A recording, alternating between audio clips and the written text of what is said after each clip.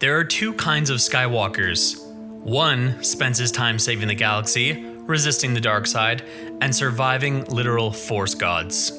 The other punches walls, screams at his boss, and gets clowned by a girl who picked up a lightsaber yesterday. Welcome to the ultimate roast of Kylo Ren, and the long overdue appreciation of Ben Skywalker, the Jedi Disney didn't want you to meet. Ben Skywalker wasn't out here treating the Force like an emotional support animal. He wasn't crying in a helmet or sulking on a rock, waiting to disappear. Ben is the only son of Luke Skywalker and Mara Jade. And if you don't know who she is, just imagine the Emperor's deadliest assassin marrying the galaxy's greatest Jedi and raising their kid on war zones and sarcasm. Ben wasn't born in peace. He was born in the middle of the Yuuzhan Vong War, when an alien race immune to the Force was steamrolling the galaxy like a living apocalypse. Just as a quick side note, if you're not familiar with the Yuuzhan Vong, they're basically pain-worshipping bioweapon freaks from another galaxy who thought blowing up planets was just an appetizer. And yeah, the Force didn't work on them. So while baby Ben Solo was being swaddled by Leia on a Resistance pillow-top mattress, baby Ben Skywalker was literally being hidden in bunkers while Force-sensitive death waves rippled through the galaxy. Ben's first lullabies were probably starfighter alarms and lightsaber hums. He was sensing death through the Force before he could walk. He didn't learn peace, he learned survival. And that kind of childhood doesn't create a crybaby. It creates a warforged Jedi who doesn't flinch when the galaxy burns. Now let's talk training. Kylo got like one solid sparring match with Luke, then rage quit the Jedi Order because of a spooky vision and a bad dream. Ben Skywalker, he trained with Luke.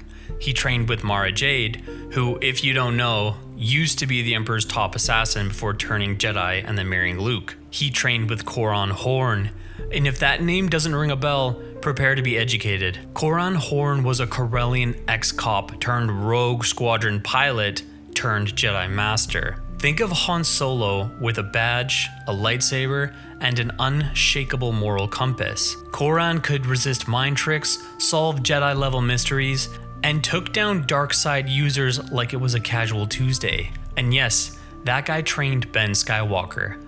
That's like being mentored by Obi-Wan Kenobi if he had the sarcasm of Tony Stark. Ben also trained with Jedi veterans from the Rebellion era, survivors and warriors who had lived through galactic war, real soldiers of the Force. His sparring matches weren't training, they were survival drills.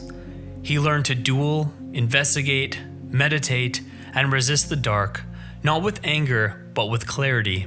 By his teens, Ben was leading stealth missions into war zones. Kylo, meanwhile, was still deciding whether he was a Sith, a Jedi, or a medieval welder. Don't get me wrong, both Bens had trauma, but only one handled it like a Skywalker. Ben Skywalker's mother, Mara Jade, was murdered by his cousin, Jacen Solo, who became Darth Caedus. Quick side note, if you're not familiar with this story, Jacen Solo was Han and Leia's son in Legends, a powerful Jedi who fell to the dark side after seeking galactic peace through authoritarian means. Ben didn't go full dark side. He didn't throw a Hamlet. He didn't kill his dad in a catwalk melodrama. He investigated his mother's death, hunted down Caedus, and chose justice over revenge. That's growth. That's power. That's what a Jedi should be. Now let's break down some actual Ben Skywalker feats, because this kid was built like a Jedi protagonist from birth. He defeated Sith assassins at age 16. In Legacy of the Force, Fury, Ben faces Tahiri Vela, a trained assassin working under Darth Caedus. Tahiri, by the way, was once Anakin Solo's love interest, later twisted by the dark side. Complex, tragic, deadly. Ben defeats her in combat, not through rage, but through control and Jedi instinct. In Fate of the Jedi, Ben goes undercover with a 5,000-year-old hidden Sith society. They were called Lost Tribe of the Sith, a group of ancient Darksiders trained on a remote planet, secretly rebuilding their power. Very Sith cult meets Game of Thrones. Ben learns their secrets, navigates their politics, and doesn't fall to the dark side even once.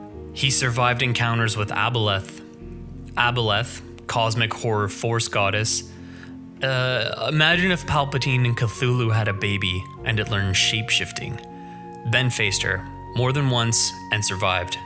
Kylo Ren, he got thrown off a cliff by Palpatine light. Ben sparred with Luke and lived. Luke Skywalker in Grand Master mode isn't something you fight for fun. He's a Jedi equivalent of a super weapon. Ben sparred with him and earned his respect. Luke said Ben had more potential than any he'd ever trained. Meanwhile, Kylo ran away because Luke looked at him funny. Ben Skywalker wasn't just another Jedi with a famous last name. He was the Jedi the galaxy needed after decades of war. He represented something bigger than legacy. He was the balance of everything his parents stood for. He didn't ride prophecy like a wave. He earned every step, every scar, and that's what made him the future. Not just of the Jedi, but of Star Wars itself. And then Disney hit delete. They threw out Ben Skywalker, a fully built, battle-hardened, emotionally grounded Jedi protagonist, for a trilogy that consistently rewrote its own rules and characters mid-movie. Ben Skywalker had the tools, the legacy, the growth. They left him in the Legends bin for a character who could barely carry his own lightsaber. Let's talk about Kylo Ren.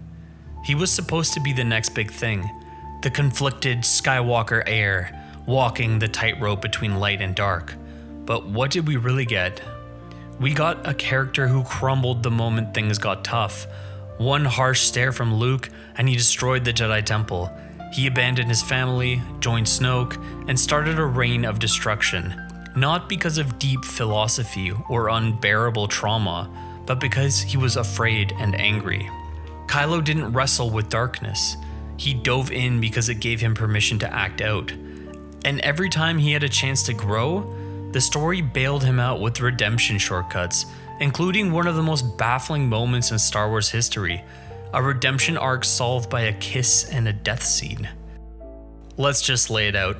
Ben Skywalker didn't just inherit a name, he carried the full weight of its legacy, made it his own, and proved he was worthy of it every step of the way. This is a kid who grew up sensing death through the Force, trained under legends, lost the person he loved most, faced ancient Sith cults, and went toe-to-toe with cosmic horrors, and still stayed true to the Jedi path. No shortcuts, no breakdowns, no whining into his cloak on some island.